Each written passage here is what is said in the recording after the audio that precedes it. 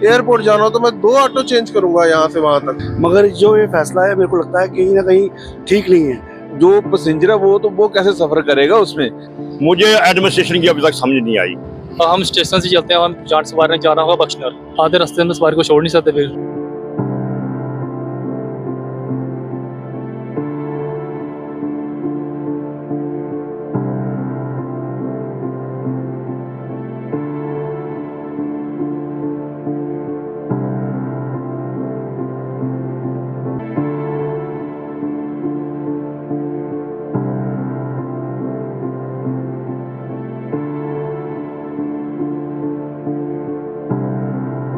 नमस्कार, आप सभी का स्वागत है एक्सेलशियर न्यूज में। दर्शकों, आज हम जिस विषय में बात करने जा रहे हैं वो विषय है ई ऑटो ई रिक्शा। जी हाँ, जिस तरह से जिला एडमिनिस्ट्रेशन ने एक फैसला लिया है कि 22 अक्टूबर के बाद यानी कि 23 अक्टूबर से जितने भी ई रिक्शा हैं, ई ऑटो हैं, वो अपने अपने जोन में जो है हमें चलते हुए नजर आएंगे। जी हाँ, 6 जोन जो है वो बनाए गए हैं, जिनके लिए 6 अलग अलग कोड जो है, कलर कोड वो निर्धारित किए गए हैं।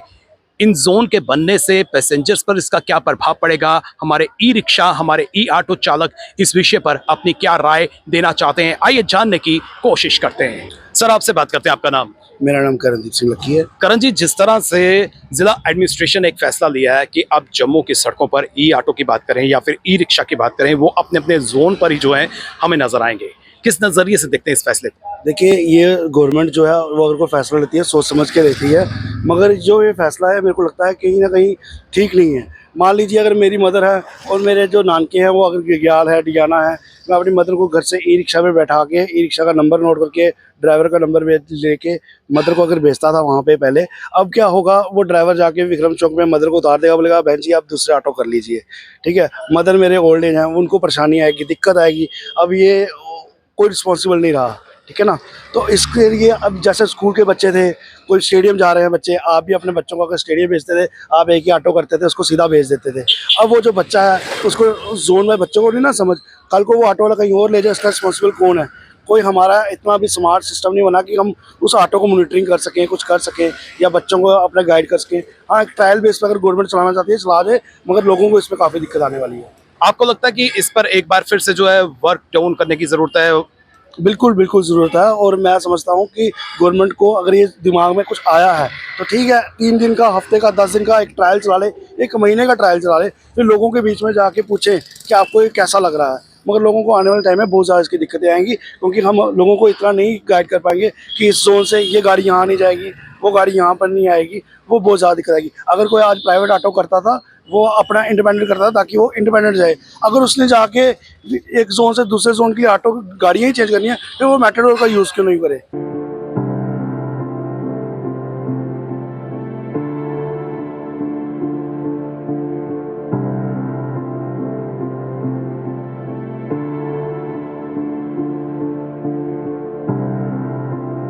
गवर्नमेंट ने जोन तो बना दिए, लेकिन जोन ऐसे गोरे बन जाता है जैसे आपने कहा कि ये जोन अलग कर दिया, जहाँ सुभाष नगर अलग कर दिया, जहाँ वो अलग। लेकिन जो पैसेंजर है वो कैसे सफर करेगा उसमें? क्योंकि अगर मेरे को ही जाना है, मैंने इधर से ई रिक्शा पकड़ा, मैंने कहा चलो जी गांधीनगर, वो बोलेगा नहीं मैं आपको महेशपुर में उतार दूंगा, आगे से मुझे फिर पकड़ना पड़ेगा। ये सफर कौन करेगा? हम भी करेंगे, जो सवारी है वो सफर करेगी, पैसेंजर सफर करेगा। ये तो गवर्नमेंट तो बैठे हुए बड़ा कुछ कह देती है कि हमने ये करना है, हमने वो करना है, हम ये कर, लेकिन करने से पहले इनको सोचना चाहिए ना कि पैसेंजर के बारे में। और ये कहते, दूसरी बात ये कहते हैं कि जो गाड़ियां चलती है इसके कारण बड़ा लोड पड़ गया सिटी में, तो काफी, और खाली ऑटो का लोड पड़ गया, बाकी कोई लोड पड़ा। देखो बाकी कोई लोड पड़ा, राथर जी भी आए थे, उस टाइम कोई लोड नहीं था। आज गाड़ी निकली है, लोगों का बेरोजगार चल रहा है और इसे बेरोजगार बंद करने का सोच रहे हैं ये, ताकि देखो ना, अगर आज मैं अपनी बात कहता हूँ, मैंने एक ऑटो लेना हो, मुझे कम से कम भी एक 50,000 रुपये दे के, और महीने का कितनी किस्त देने पड़ते हैं। ये लोग कहाँ से किस्त देंगे अपने? ये बेचारे गरीब जो उठा के कहीं से उठाया पैसा, उधर से लिया, इधर से लिया, किस ऑटो ले लिया जी, चलो जी अपना वे रोजगार शुरू करो। बच्चे स्कूल में डाले हैं, बच्चों की फीसें आएगा, पता कितना खर्चा है, कितना लोड है एक आदमी पे। मुझे एडमिनिस्ट्रेशन की अभी तक समझ नहीं आई। एडमिनिस्ट्रेशन जो ऑटो यानी ई रिक्शा 2021 में आया था, तो आज 2025 है। ई ऑटो जो 22 में आया, अब 25 है। लेकिन इनकी पॉलिसी मुझे समझ नहीं आई जमा क्या पॉलिसी है। हमारी जानी मैं उस जानी के इसमें पार्टी एक मीटिंग हुई, उसका मैं मेंबर था, मैं भी मेंबर था, हमारे प्रधान जी विजय सिंह और मैं मेंबर थे। लेकिन वो बात थी 22 की, अमनी मैडम थी डीसी जम्मू, तब एक प्रोग्राम बना कि हम इनको जोन में तब्दील करेंगे, इनके स्टैंड देंगे, खासकर ऑटो उसका आया है रिक्शे का। मैं भी उसका मेंबर बन के इनको स्टैंड अलॉट कराया हमने, यानी कि तहसीलदार बहुत भी था, तहसीलदार शहर का भी था, जाने तहसीलदार और डीटीआई वगैरह वगैरह थे सारे। लेकिन उसके बाद जो पॉलिसी है, पॉलिसी कमजोर होती गई। मुझे नहीं समझा किस लिए पॉलिसी की तो कमजोरी है। ये पॉलिसी पहले बननी चाहिए थी। अब पॉलिसी देखिए, ये ई ऑटो है, ई ऑटो है, बेच दाड़क भी गया है, बेच दिया लोगों ने, कंपनी वाले ने बेच दिया है। लेकिन क्यों, क्या डिपार्टमेंट क्या कर रहा था, इनको नहीं मालूम सर कि ये बेधड़क बढ़ रहे हैं तो कल कोई ऐसा आशा होना है सर। मैं जिस बात में जैसे ये चल रहे हैं मुझे नहीं समझ आई है। गवर्नमेंट की आगे से क्या पॉलिसी थी, गवर्नमेंट ने क्या बोला कंपनी वाले को। सर मैं छोटी छोटी बात बताता हूँ, जो हमारे जहाँ 5-7 कंपनियाँ, 5 10 कंपनियाँ, ये बजाज की गाड़ी लगी हुई है, ये टीवीएस की गाड़ी लगी है, महिंद्रा की गाड़ी है। बजाज की गाड़ी है जो लमसम 1,500 के ऊपर हो गई है, अब ज्यादा होगी। महिंद्रा की सबसे ज्यादा गाड़ी है और टीवीएस की नॉर्मल, और भी इसे कुछ लोगों की गाड़ियां वो नॉर्मल थी। इस वक्त ये 6,000 से ज्यादा गाड़ी है और ई रिक्शा डाल के ये 14-15 हज़ार गाड़ी बन जाती है। रोड वही, शहर वही, लेकिन मुझे समझ नहीं आई। मैंने आरटीओ जो पहले आरटीओ थे यंत्र सिंह, जब और हमारा ट्रांसपोर्ट कमिश्नर था प्रदीप कुमार, मैंने उनको बोला था कि सर इनकी ऐसी शेप बनाना कि ये सिटी में ऐसे चलें कि किसी को रोक टोक नहीं हो। सर मेरा नाम रजत गुप्ता। मैं सबसे पहले ये एक चीज़ आपको बताना चाहता हूँ, जो दोनों डीसी साहब को देखना चाहिए कि अब सब मैं ही हूँ, मैंने यहाँ से अगर बख्शी नगर से मैंने एयरपोर्ट जाना हो तो मैं 2 ऑटो चेंज करूँगा यहाँ से वहाँ तक। ये तो प्रशासन को देखना चाहिए। और सबसे बड़ी बात है कि हमारे बच्चे स्कूलों में जाते हैं। अब मेरा बेटा सपोज गांधीनगर स्कूल में पढ़ता होगा तो यहाँ से वो दूसरा ऑटो 2 ऑटो चेंज करके वो गांधीनगर जाएगा। तो ये थोड़ी गवर्नमेंट को ये चीज़ें देखनी चाहिए। मैं तो यही कहूँगा कि ये जो भी जोन वाइज इन्होंने किया है तो ये तो कोई अच्छी चीज़ है नहीं। ये सब पब्लिक हरास होगी इसके कारण। ऑटो वालों का क्या जाएगा, वो तो अपने अपने जोन में चला लेंगे, पर जो हमारी पब्लिक है वो कहाँ जाएगी। वो तो कभी 2 ऑटो चेंज करके बेचारे सिटी पहुँच जाएंगे। तो ये तो सबसे ज़्यादा नुकसान तो हमारी पब्लिक को ही है इस चीज़ को लेकर।